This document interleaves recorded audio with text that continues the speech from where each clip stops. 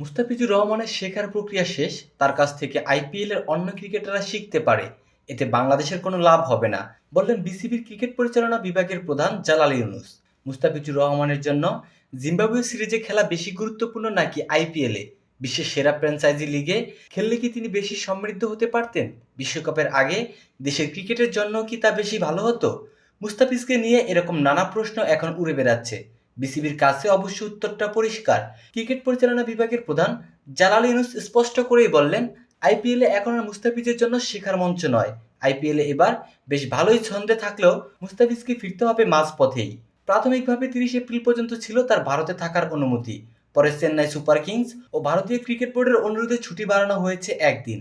তাতে আরও একটি ম্যাচ বেশি খেলার সুযোগ আছে তার।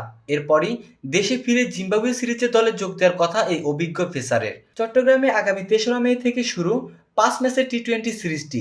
মুস্তাফিজের ছুটি একদিন বাড়ানোর বিষয়টি আগেই জানানো হয়েছিল। মিরপুর শেরেবাংলা জাতীয় ক্রিকেট স্টেডিয়ামে সংবাদ মাধ্যমের মুখোমুখি হয়ে সেটি আরও নিশ্চিত করলেন জালাল ইউনুস। তার কাছে প্রশ্ন রাখা হয়, জিম্বাবুয়ে সিরিজের চেয়ে আইপিএলে খেললেই বেশি উপকার হতো কিনা। জবাবে পাল্টা প্রশ্ন ছুড়ে দেন বিসিবির ক্রিকেট পরিচালনা বিভাগের প্রধান। আইপিএলের জন্য মুস্তাফিজকে আরও বেশি ছুটি না দেওয়ার কারণ অবশ্য আরও কিছু আছে বলে জানান তিনি। এই আসরে টানা খেলা ও ভ্রমণ ক্লান্তিতে ফিটনেসের ওপর যে নেতিবাচক প্রভাব পড়ে সেটিকেও গুরুত্ব দিয়েছে বিসিবি। বিশ্বকাপের আগে তাই দলের মূল পেসারদের একজনের ব্যাপারেও ঝুঁকি নিতে চায় না বোর্ড। মুস্তাফিজকে ফেরানো শুধু জিম্বাবুয়ে সিরিজে খেলার জন্য নয়, এখানে বিসিবি তার ওয়ার্কলোডের হিসাব চিন্তা করছে। আইপিএলে থাকলে সেটা হবে না। মুস্তাফিজের শেখার প্রক্রিয়া শেষ, মুস্তাফিজ ওখান থেকে শেখার দরকার নেই বললেন জালাল ইউনুস।